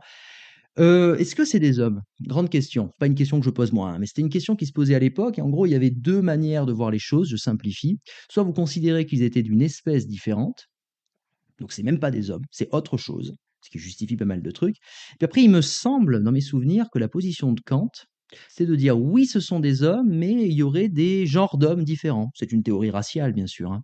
Alors c'est une théorie raciale plus progressiste que l'autre, bien sûr, mais en tout cas, vous imaginez bien que si on fait une classification, même si au fond, c'est peut-être pas notre objectif principal, bah, il n'empêche que classification signifie hiérarchie. Et alors comment peut se faire cette hiérarchie? Ben, on voit que le ver quelque part est un peu dans le fruit, ou dans tous les cas, certains travaux de Kant peuvent nous montrer comment, eh bien, en partant de cette capacité que nous avons, nous, de nous laisser prendre par le sentiment du sublime ou du beau, ça nous rendrait accessible une idée de l'humanité auquel d'autres qui ne sont pas capables de sentir le sublime n'auraient pas accès. N'auraient pas accès, alors n'auraient pas encore accès, on peut être progressiste, mais on voit déjà finalement que dans cette idée d'humanité que le sublime nous permet de sentir, le mot est peut-être mal choisi, mais nous permet d'éprouver en notre fort intérieur, idée d'humanité qui est liée finalement à notre, comment dire, à notre destination morale, destination proprement humaine, eh bien, là-dedans, il y a une hiérarchie des races qui est possible, en tout cas. Je ne dis pas qu'elle est nécessairement présente. Je ne suis pas en train de dire que ce texte-là est un texte qui justifie la colonisation. Ce serait d'ailleurs totalement stupide. Je dis juste que c'est intéressant de voir les choses comme ça et que cette analyse-là est très, très intéressante, puisqu'au fond, là où Kant croyait voir une humanité universelle à laquelle on allait pouvoir, qu'on allait finalement, comment dire, enseigner au monde entier, en fait, c'est plutôt une forme de blanchité qui était déjà en train de se constituer, même si à l'époque elle était encore imprécise, confuse, enfin c'était le début. Et en gros, de cette idée d'humanité, on lie finalement une sorte de responsabilité envers soi-même et envers les autres d'arriver à un aboutissement de ce que l'humain pourrait être, qui ressemble beaucoup à un fardeau de l'homme blanc, pour citer Rudyard Kipling. En tout cas, c'est un aboutissement possible de ces choses-là et qui me semble très intéressant et en tout cas qui mériterait d'être exploré. Bon, j'espère ne pas dire trop de bêtises là-dessus. En tout cas, c'est quelque chose d'extrêmement intéressant. Je trouve en tout cas. Alors chez Frankenstein, évidemment, bon, on va pas aller aussi loin parce que nous n'avons pas notre brave paysan savoyard, mais il y a quelque chose de très intéressant là-dessus, c'est que Victor croyait que ces terres enneigées, que les Alpes, que les glaciers étaient faits pour lui. Un peu comme finalement quelqu'un qui arriverait sur un territoire ben, colonisé, hein, pourrait se dire, c'est quand même magnifique, je me sens chez moi ici. En fait, j'ai voulu quitter les mondanités finalement bon, de Paris, de Londres, enfin imaginez une ville où vous voulez, parce que j'avais besoin de solitude et cette solitude, je vais la chercher là où justement il n'y a aucun homme. Et finalement, la présence d'un autre viendrait me troubler, viendrait troubler cette quête de moi-même que je cherche à faire, où j'aimerais finalement que comment dire, le ciel que je regarde me renvoie une idée de moi-même, cette immensité désertique bien finalement, j'arrive à la remplir par mes désirs, par ma grandeur, par mon et cetera et cetera. Bon, vous avez compris le truc et finalement, le fait qu'un autre homme soit présent, eh bah, ça viendrait le troubler. Sauf qu'il y avait souvent d'autres hommes. Ces hommes-là, c'était les habitants du truc. C'était les habitants de ce territoire. Or, ces habitants n'ont pas été considérés comme des hommes, un peu comme interprétation peut-être tirée par les cheveux, mais c'est une interprétation qui me paraît intéressante, un peu comme Victor va finir par être troublé par la présence, ben, d'un autre homme dans le glacier, cet autre homme étant la créature elle-même. Cette créature qu'il ne pourra pas finalement rejeter hors de l'humanité, il pourra simplement chercher à la détruire, et ce sera tout ce qui se passera dans la suite du roman. Bon, j'espère que je suis clair et qu'en tout cas ça vous intéresse. Moi, je trouve que ce sont quand même des perspectives de recherche qui sont assez fascinantes. Bon, après là, je commence tout juste, hein, et ça va demander encore un travail absolument, considérable. Ça me demanderait des mois, hein, si je devais vraiment explorer tout ça et même plus parce qu'en fait, bon, vu que j'enseigne à côté, que je ne peux pas enseigner ce genre de choses parce que c'est un petit peu compliqué, ou alors il faudrait vraiment que je fasse que ça, mais alors il y a plein d'autres choses que je pourrais pas faire avec les élèves et c'est toujours assez difficile, alors qu'on a un programme très généraliste en terminale. Bon, c'est toujours assez frustrant et ça va me demander un temps considérable. Donc désolé, hein, pour les personnes qui connaîtraient ces sujets-là et qui, grinceraient un peu des dents dans mes, comment dire? Dans mes explications peut-être pas très claires. Mais voilà, je commence tout juste, et bien, vous aurez l'occasion pendant ce podcast de voir mon chemin, et tout le fruit de mes réflexions. Le point qui est intéressant ici, si vous voulez, c'est que on voit ce qu'a décidé de ne pas faire Mary Shelley. Parce qu'elle aurait très, très bien pu, à la fin de l'œuvre, hein, dans Mary Shelley, dans Frankenstein ou Prométhée moderne, elle aurait très bien pu se dire: «Bon, finalement, Victor croit être, dans son orgueil, une sorte d'idéal de ce que l'humanité pourrait être, mais en fait, il se trompe et finalement, l'humanité sera accomplie ou dans tous les cas, cette destination de l'humanité, cette destination morale sera finalement continuée, poursuivie, peut-être même, dépassée ou amenée ailleurs par le monstre. Donc ce serait une sorte d'œuvre dialectique. Au fond, la mort de Victor ne serait pas la mort de l'humain, mais ce serait finalement un passage de relais et finalement, même un être qui a peut-être une dimension inhumaine, on ne sait pas trop, la question n'est pas vraiment posée, mais finalement, le projet ou l'idée d'humanité serait celle que permettrait d'accomplir notre ami le monstre de Frankenstein, quoi, hein, la créature. Bon, c'est précisément pas ce que fera Marie Shelley, puisque vous vous souvenez qu'à la fin, lorsque Victor meurt déjà, si vous avez lu le livre, hein, il ne demandera pas pardon à la créature, ça c'est uniquement dans l'adaptation de Guillermo del Toro, mais surtout, la créature finalement, rongée par le remords, parce qu'elle sait que finalement, elle a tué des êtres innocents dans sa colère, dans sa haine finalement, puisque c'est devenu une passion débordante qui l'a dominée finalement, eh bien choisira le suicide. Elle choisira l'autodestruction.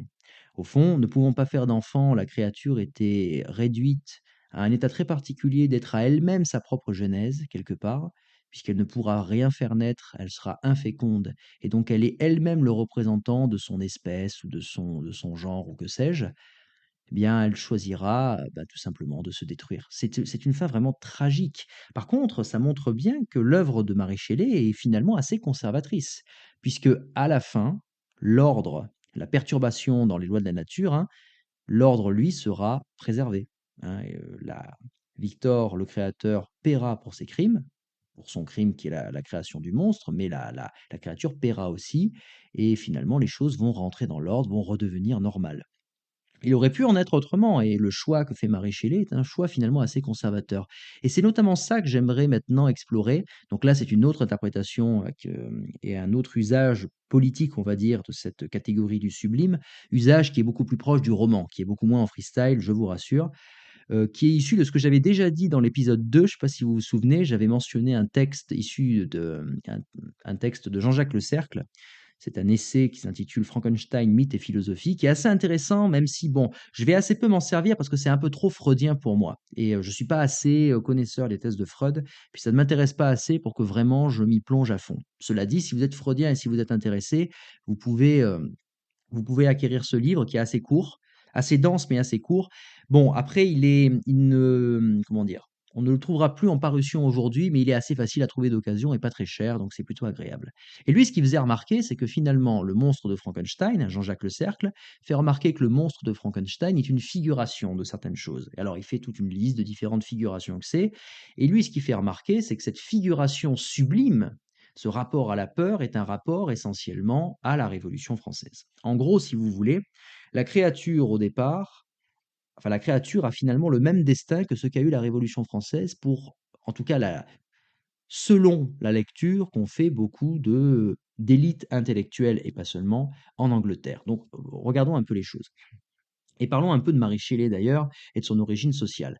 Bon, Marie Shelley, c'est une rentière, elle est vraiment dans une classe intellectuelle extrêmement aisée. Son père est un grand philosophe anglais, c'est William Godwin, et sa mère, c'était une philosophe, l'une des premières philosophes féministes d'ailleurs, qui était Mary Wollstonecraft.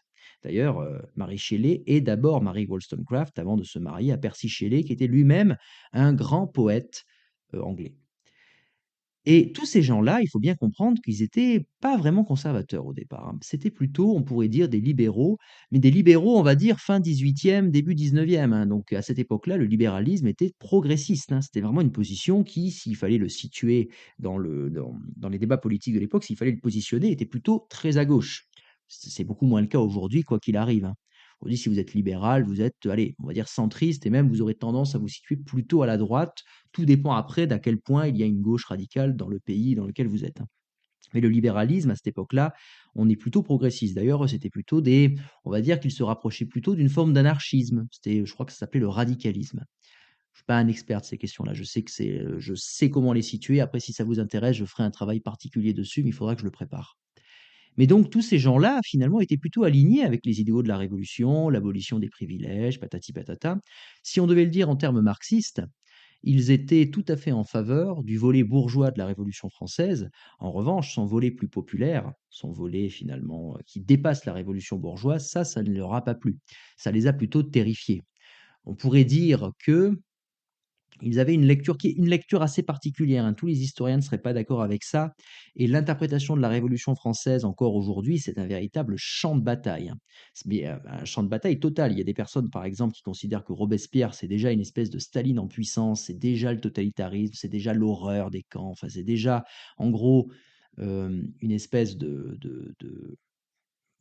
massacre à ciel ouvert, enfin, qui auront une image extrêmement négative de notre ami Robespierre, là où d'autres personnes considéreront plutôt que c'est déjà, enfin, comment dire, que c'est le précurseur d'une république et que c'est déjà presque comment dire, que c'est une figure tout à fait aimable. Je dis les choses très simplement. Je ne rentrerai pas dans ce débat, je ne suis pas historien. Simplement, je ferai mention d'une thèse qui est celle de François Furet, je crois que c'est dans les années 70-80, qui disait que, par exemple, le tournant de ce qu'on appelle la terreur dans la Révolution française, c'était déjà une des prémices du totalitarisme. C'est quelque chose qui a été dit et qui a été beaucoup pensé et qu'on retrouve beaucoup dans les médias actuels. Bon, c'est assez idéologique comme manière de voir les choses, mais bon, en tout cas, vous voyez à quel point, en gros, la terreur, en gros, ça annoncerait déjà les goulags, les camps de concentration, voire même peut-être déjà une volonté de réduire à néant une partie de la population. Il y a des gens qui pensent ça. C'est peut-être un petit peu excessif, mais bon, c'est pas le débat ici. Mais vous voyez qu'en gros, une lecture de beaucoup d'élites anglaises était de dire, au début, cette révolution partait bien, notamment les élites progressistes, hein, ça partait bien, mais il y a eu un moment où ça a mal tourné. Il y a eu un moment où ça a dégénéré en terreur, et ça, c'est quelque chose d'absolument horrible. Donc, peur panique de ces élites qui se sont alors posé la question suivante. Est-ce que l'horreur qu'a représentée la terreur était une horreur nécessaire ou est-ce que c'était évitable? En somme, est-ce que dans les idées progressistes qui ont commencé dans la Révolution française, est-ce qu'au fond le ver était déjà dans le fruit? Ça veut dire est-ce que la terreur était inévitable ou est-ce que ça a été finalement une bifurcation, mais qui aurait peut-être pu éviter selon ce qu'on avait fait et selon la politique qui aurait été mise en place? Ou est-ce que il y a aucun lien? Est-ce qu'il y a aucun lien? Alors ça, c'est un débat qui est sans fin, je ne rentrerai pas entièrement dedans. Mais si on regardait maintenant le destin de la créature, hein, dans l'œuvre de Mary Shelley, donc Frankenstein ou le Prométhée moderne, eh bien, il y a l'idée de quelque chose d'inévitable. Il y a l'idée finalement que le ver était dans le fruit. C'est-à-dire que la créature devient mauvaise, elle devient vicieuse, devient vraiment l'archétype du mal. Il ne faut pas l'oublier parce que c'est souvent quelque chose qui est un peu négligé dans nos lectures habituelles. On a souvent tendance à voir la créature comme étant victime de son propre destin. Ce n'est pas le cas. Ce n'est pas le cas dans le livre de Mary Shelley, hein. D'ailleurs, elle l'exprime elle-même, elle a tué des êtres innocents, sans défense, et elle s'en veut terriblement. Elle s'en suicidera à la fin. Elle annonce qu'elle va se brûler vive, hein, là où il n'y a personne, au beau milieu de la banquise. Cette créature-là, pourquoi est-ce qu'elle est devenue vicieuse? C'est précisément parce qu'elle était trop vertueuse au départ. L'excès en fait de vertu, l'excès de grandeur, finalement, la fera tomber dans un excès de vice d'autant plus grand. Et donc il y a quelque chose de profondément tragique là-dedans, comme si, enfin, en tout cas, on peut le voir comme ça, hein, comme si finalement ce que Marie Shelley voulait dire, c'est que dans l'excès de grandeur, dans les volontés, dans les, on va dire, les idées trop généreuses, eh bien, il y a au fond quelque chose qui gît et qui est la, comment dire, la destruction, le meurtre, l'horreur, bref. Et c'est ça finalement qui se serait passé pendant la Révolution française. C'est qu'on a voulu finalement être trop généreux. C'est pas forcément un avis que je partage, hein, j'entre dans l'œuvre de Shelley, hein. Mais à vouloir être trop généreux, à défendre des idées finalement peut-être trop idéalistes, eh bien, on aurait ouvert la voie à un mal plus grand encore que ce qui avait lieu jusqu'ici. C'est une façon de voir les choses qui est, par contre, assez déprimante finalement. Parce qu'on pourrait très bien imaginer qu'au contraire, si on a une lecture qu'on pourrait qualifier de dialectique des choses, on pourrait se dire que même ces événements, extrêmement violents, finalement assez négatifs dans la Révolution française, ont ouvert la voie à des potentialités, et à la réalisation finalement d'un projet bien plus heureux, bien plus vaste, et cetera. Bon, c'est précisément pas ce que fait Marie Shelley. À la fin à la fin de son œuvre, on n'a pas l'ouverture d'un possible heureux, on n'a pas l'ouverture de quelque chose de nouveau qui permettrait de penser une humanité plus, comment dire? Plus aboutie. À la fin, eh bien, on reste à un état de statu quo. Robert Walton se retrouve tout seul. Il n'y a plus Victor, il n'y a plus la créature. Et en gros, ce qu'on l'encourage à faire, bah, c'est à rentrer chez lui, à s'habituer aux mondanités qu'il voulait fuir et à arrêter ses velléités de vouloir être le pingouin nihiliste. Il n'est pas le pingouin nihiliste, il est un homme et il doit agir comme homme sans vouloir finalement changer les choses, peut-être ni pour le monde, ni pour lui-même. Accepter les choses comme elles sont. Je vois là-dedans, ce sera le mot de la fin, mais je vois là-dedans quand même une dimension extrêmement conservatrice à cette œuvre. Il y avait un, comment dire, pouvait s'ouvrir quelque chose de nouveau, pouvait s'ouvrir quelque chose de très révolutionnaire quelque part, et c'est précisément cela que refuse Marie Shelley. Bon, je vous cache pas que ce podcast a été un enfer à enregistrer. Je suis fatigué, vraiment. En plus, je l'ai enregistré 2 fois parce que j'étais pas satisfait de la première mouture. Je sais pas si cette deuxième mouture est meilleure, mais de toute façon, là, il est quoi? Il est 13 heures et quelques, donc je n'ai plus le temps puisque j'aimerais bien le sortir à 17 heures. Donc un grand merci, vraiment. Alors là, vous êtes vraiment courageux si vous avez tenu jusqu'ici. Je vous remercie. N'hésitez pas, si vous le souhaitez, si vous avez aimé, à liker, à partager, à vous abonner. Ça fait en tout cas très plaisir. Un grand merci d'ailleurs pour votre soutien, pour tous ceux qui m'ont envoyé des mots gentils, encore une fois. Ça fait très plaisir. Et bon, bah, je vais peut-être manger, je vais, finir tout ça et bientôt dormir à vrai dire parce que c'est assez épuisant. J'espère vous retrouver la semaine prochaine puisque cette fois-ci, on va parler de monstruosité et du monstrueux chez Frankenstein en partant, bah, encore une fois un peu les travaux de Burke et de Kant, puisqu'on va essayer de voir des définitions de ce qu'est le lait, opposé au colossal, opposé au monstrueux, et cetera. Mais surtout, je vais vous proposer un petit parcours au sein de l'avant-dernier chapitre de La connaissance de la vie de Georges Canguilhem. Vous allez voir, ça va être très intéressant et j'espère que ce sera enregistré avec un peu plus de fluidité et de facilité.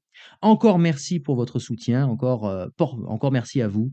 Portez-vous bien, serrez les dents, hein, c'est la dernière ligne droite pour ceux qui sont dans les périodes où les vacances ne sont pas encore présentes. Et moi, j'ai grand hâte de retrouver mes amis pendant les vacances et de partager avec eux un bon repas. Allez, ciao, portez-vous bien.